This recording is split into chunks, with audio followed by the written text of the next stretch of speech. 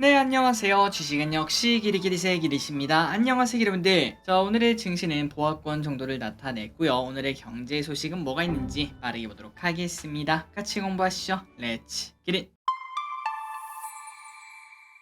첫 번째입니다. 테슬라 실적 발표. 자, 테슬라의 실적 발표가 있었죠. 그런데 조금 아쉽게 나왔다는 소식입니다. 매출과 순이익은 전년비 크게 늘어서 나름 긍정적이라고 볼 수 있지만 영업이익률이 크게 하락해 걱정이 나오고 있다고 하네요. 자, 참고로 작년 영업이익률은 14.6%로 정말 높았습니다. 그런데 작년 말 올해 초부터 약간 치킨 게임을 시작하며 올해 1분기는 11%까지 하락했고, 그리고 중요한 거는 이번에 9.6%로 하락하는 모습을 나타내며 영업이익률이 10%가 깨졌다고 하죠. 물론 완성차 업계에서 이 정도 영업이익률은 당연히 훌륭하다고 볼 수 있지만 테슬라는 사람들이 보는 눈높이가 다르기 때문에 실망감이 나왔다고 합니다. 자, 그래서 이런 결과가 나오자 테슬라는 시간의 거래에서 마이너스 4% 정도 하락을 했고, 덩달아 오늘 우리나라에서도 2차 전지가 살짝은 힘들어하는 그런 모습을 보여줬습니다. 하지만 중요한 거는 이제 오늘 저녁 그리고 내일이겠죠. 어떤 흐름이 나타날지 계속 보도록 할게요. 다음입니다. 머스크 자율주행 기술파입니다. 자, 테슬라가 열심히 개발하고 있는 FSD 완전 자율주행 기술에 대한 라이선스화를 추진을 한다고 합니다. 테슬라의 완전 자율주행 기술은 당연히 전기차 업체 중 최고라고 말할 수 있는데요. 이것 때문에 테슬라가 고평가를 받는 이유기도 하죠. 그런데 이를 다른 업체도 사용할 수 있게 한다고 합니다. 자, 그렇다면 테슬라가 굳이 이렇게 하는 이유가 뭔가? 바로 이것 때문입니다. 최근 들어 수익성에 대한 불안감이 나오고 있는 와중에 영업이익률이 10%가 깨졌다는 거 방금 봤었죠. 하지만 테슬라가 어차피 개발한 자율주행 라이선스 이걸 바탕으로 다른 곳에다가 같이 쓰기 시작한다면은 당연히 새로운 수익, 그것도 엄청난 수익을 창출할 수 있겠죠. 이를 바탕으로 지속적으로 성장을 하지 않겠나라는 이야기가 나온다고 합니다.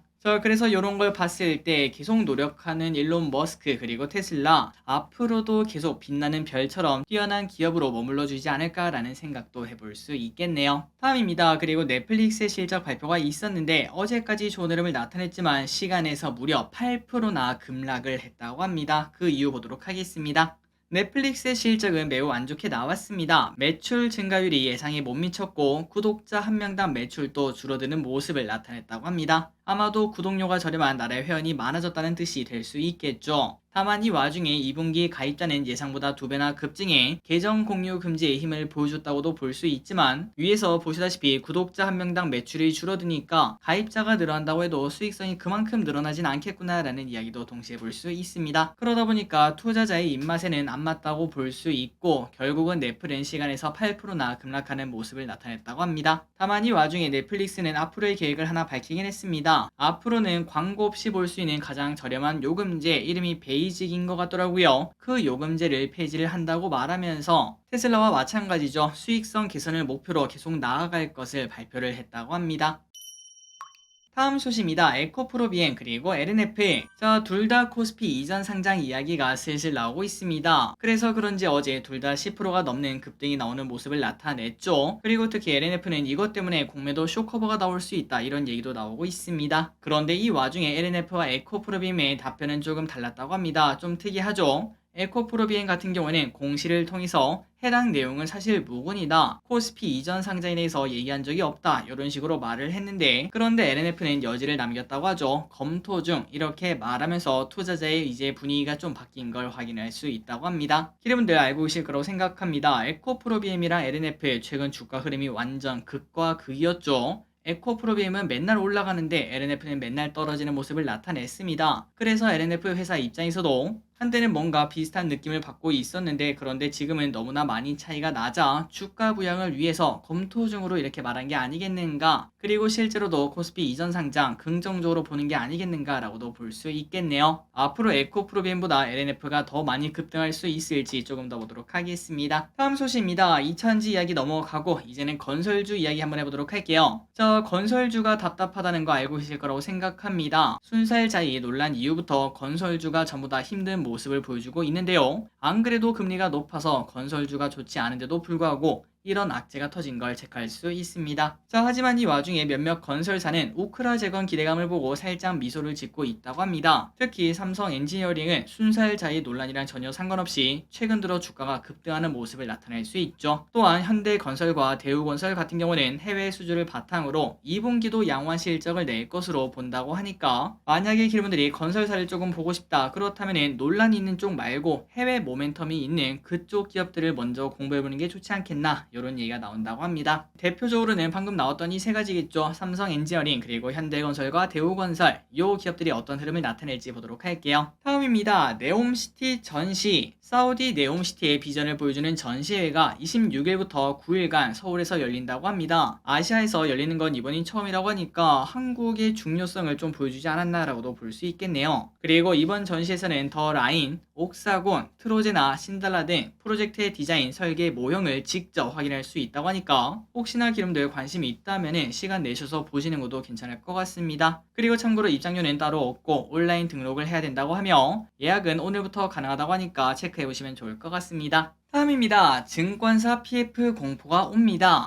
지속적으로 우리가 공부하는 부분이죠. 제가 이제 3분기에 이제 코스피가 한 2,700 정도 넘어가면은 이제 주식을 조금씩 정리해야 되지 않나 라고 생각하는 그 이유가 또 나오는 걸 확인할 수 있습니다. 증권사 PF 공포 다가오고 있다고 하네요. 얼마 전 새마을금고 논란 기억나시죠? 그때 문제가 바로 연체율이라고 볼 수 있는데 지금 증권사의 연체율이 무려 15%로 상호금융은 0.1%, 저축은행은 4%, 여신전문금융사 4% 등 다른 곳보다 압도적으로 높은 수준을 보여주고 있는 걸 확인할 수 있습니다. 그리고 지난 4월 IMF도 한국의 PF 대출은 자금 구조가 취약하다 이렇게 말한 바 있기 때문에 올 연말 증권사 그리고 건설사 이쪽은 조금 피해야 되지 않나 이런 생각도 조금 하고 있습니다. 다만 여기서 이런 생각은 해볼 수 있습니다. 항상 리스크는 우리가 몰라야 리스크거든요. 그런데 올해 초부터 이런 얘기는 계속 나오고 있었고 그리고 또 저 기릿이 이렇게 예상을 하는 걸 봤을 때 아마도 터지더라도 그냥 잠시 그냥 조금 했다가 얼마 전 새마을금고처럼 한 일주일 정도 반짝 뉴스 나왔다가 그냥 없어지지 않을까라고도 볼 수 있는데 그런데 저기일은 가능성이 중요한 거 아니겠습니까? 혹시나 또 잘못될 가능성이 있기 때문에 증시가 일단 많이 올라가고 난 다음에는 그때는 조금 보수적으로 보자 이 정도로만 생각하시면 될 것 같습니다. 그리고 만약에 이게 실제로 터져서 증시가 조금 흔들린다면 그때는 무조건 증권사, 건설사 완전 바닥이 널브러 있지 않겠습니까? 그때는 우리가 용기 내서 줍줍할 타이밍이라고도 말을 할 수 있겠죠. 어쨌든 이 부분은 저 기릿이 매일매일 체크하면서 어떠한 소식이 있는지 알려드리도록 하겠습니다. 다음입니다. 애플 챗GPT 대항마 만듭니다. 애플마저 뛰어듭니다. 자체 생성형 AI를 개발하고 있다 이런 소식이 나왔으며 이러한 소식을 바탕으로 사상 최고가를 또 썼다고 하네요. 내부에서는 이를 애플 GPT 이렇게 부르고 있다고 하며 이미 몇 개월 동안 개발을 하고 있다고 합니다. 다만 여전히 초기 단계라서 소비자에게 어떤 식으로 보여줄지는 정해진 바가 없기 때문에 애플은 좀 이제 후발주자구나 라는 걸 느낄 수 있겠죠. 어쨌든 이제 AI에 결국은 애플마저 뛰어드는 걸 봤을 때 미국에 있는 빅테크는 전부 다 뛰어드는 걸 확인할 수 있고 결국 내년쯤 이제 2023년을 돌아보지 않겠습니까? 그때 무조건 AI의 해 이 단어가 붙여질 것을 쉽게 생각을 해볼 수 있습니다.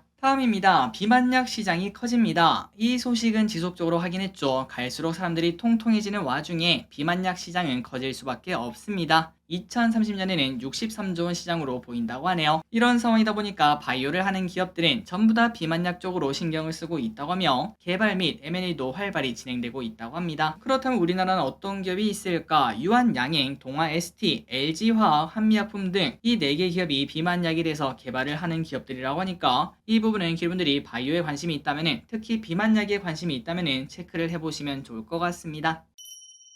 다음입니다. 서빙 로봇. 어제 이런 소식이 나왔죠. 최저임금이 올라갔다는 소식이 나왔습니다. 그러다 보니까 경기 침체 그리고 늘어나는 인건비의 부담을 느끼는 자영업자들이 로봇을 찾는 사례가 더 늘어나고 있다는 소식입니다. 실제로 서빙 로봇 관련 스타트업에서는 최근 3일 동안 최저임금 이야기가 정말 뉴스에서 많이 나오지 않았겠습니까? 그러다 보니까 상담 문의가 평소에 3배나 늘어났다고 말을 했으며 이런 걸 봤을 때 최저임금 인상 영향이 존재한다는 걸 확인할 수 있죠. 하지만 최저임금이 올라가는 게 문제는 아닙니다. 물가가 상승하면 최저임금도 당연히 올라갈 수밖에 없는데, 하지만 자영업자의 부담은 당연히 동시에 늘어날 수밖에 없기 때문에 결국은 이러한 로봇이 인간의 일자리를 차지하겠구나라는 걸 쉽게 생각을 해볼 수 있고, 가장 중요한 건 이겁니다. 이러한 로봇은 개발되면 개발될수록, 많이 만들면 많이 만들수록 제조 비용 자체가 낮아지기 때문에 진짜 나중에는 야, 누가 요즘 사람 쓰냐, 무조건 로봇 쓰지, 이 말이 나올 시대가 곧 코앞이라고도 볼 수 있겠죠. 그래서 이런 상황을 가속화될 것을 예상을 해보고 로봇 관련주 우리가 계속 볼 필요가 있을 것 같습니다. 이제 한 몇 년만 지나면 실제로 실적도 지킨다는 소리겠죠. 다음입니다. 스레드 관련주가 2연상인가 그 정도로 뜨거웠던 흐름을 나타냈었는데, 그런데 벌써 스레드가 시들시들해지는 모습 나타낸다고 합니다.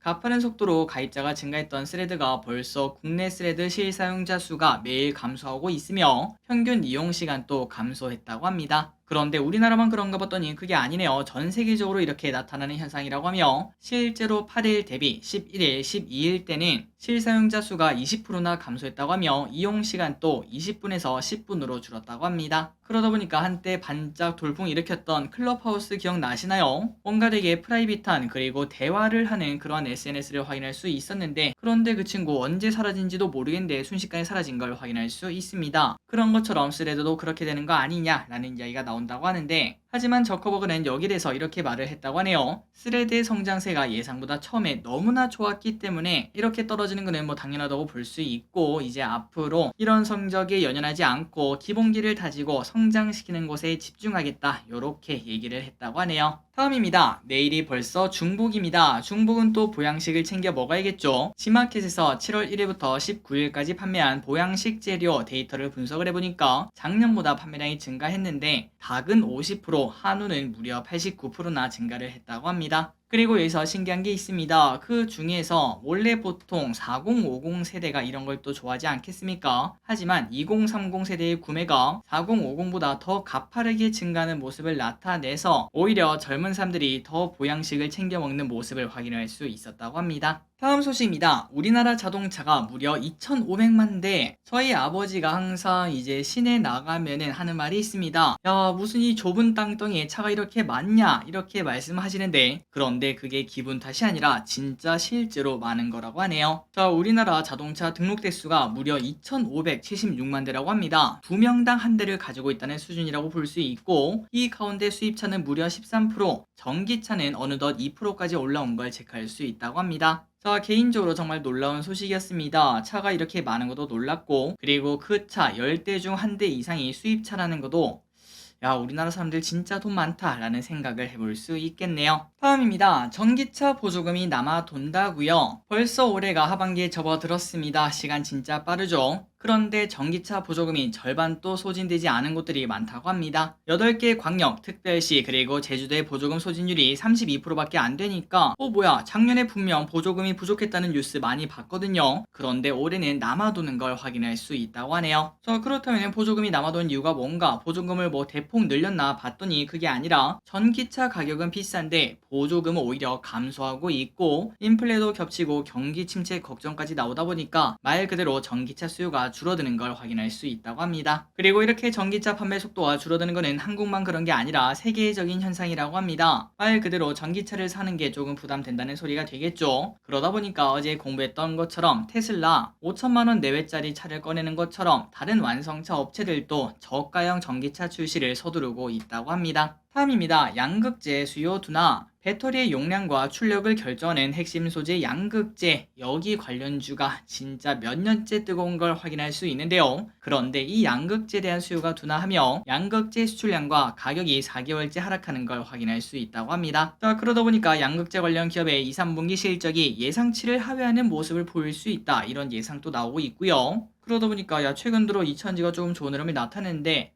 야, 이거 단기 조정 트리거 되는 거 아니야, 요런 걱정도 나온다고 합니다. 그리고 한편 이런 얘기를 하는 동시에 양극재 기업이 숨고르게 들어가면은 어쨌든 2차전지에서 결국은 무조건 수혜를 볼 수밖에 없는 게 폐배터리 아니겠습니까? 최근 들어 여기가 재미가 없는 모습을 나타냈으니까 여기에 대해서도 주목해보자, 요런 얘기가 나오고 있는 걸 확인할 수 있다고 하고, 그리고 이런 얘기 덕분인지 폐배터리 관련주가 최근 3일 연속 좋은 흐름을 나타내고 있습니다. 다음입니다. YG 보여주나. YG 주주분들은 아실 겁니다. 한 달 전 G드래곤 계약 불발 소식 이후 다른 엔터는 위에서 놀고 있는데 요 녀석만 계속 하락하는 걸 확인할 수 있죠. 이 와중에 메리츠증권은 2분기 실적은 시장에 부합할 것이다 이렇게 말했고, 다만 목표 주가는 소폭 하락시켜서 9.6만원으로 제시를 했다고 합니다. 자, 그렇다면 YG 앞으로도 상승할 이유가 뭘까 봤더니 일단 불핑과 트레저가 끌고 나가는 모습을 나타내고 있고, 그리고 9월 당장 이제 2달 뒤입니다. 이때는 드디어 베이비 몬스터가 데뷔를 한다고 하니까 요 베이비 몬스터 뉴진스 열풍을 넘어서는 그러한 열풍을 만들 수 있을지, 이 부분이 가장 큰 포인트라고 합니다. 만약에 베이비 몬스터가 진짜 대박 터트리면은 다시 또 전 고점인 96,000원 쭉 갈 수 있겠죠. 한번 보도록 하겠습니다. 다음입니다. 다음 주에 파도 옵니다. 당연히 청약할 기업이겠죠. 그리고 혹시나 자녀가 있으신 분들은 NH가 없다, 그렇다면 비대면으로 만들 수 있다는 거 참고하시면 될 것 같습니다. 다만 NH는 비대면으로 만들 수 있지만 가족관계 확인 서류 이런 것들을 각각 첨부를 해야 되기 때문에 다음 주 돼서 하지 말고 이번 주에 시간 될 때 미리미리 진행하는 게 유리하다. 만약에 다음 주에 쓸 때는 시간 내에 못 만들 수도 있다. 이 부분도 언급을 했다고 하네요.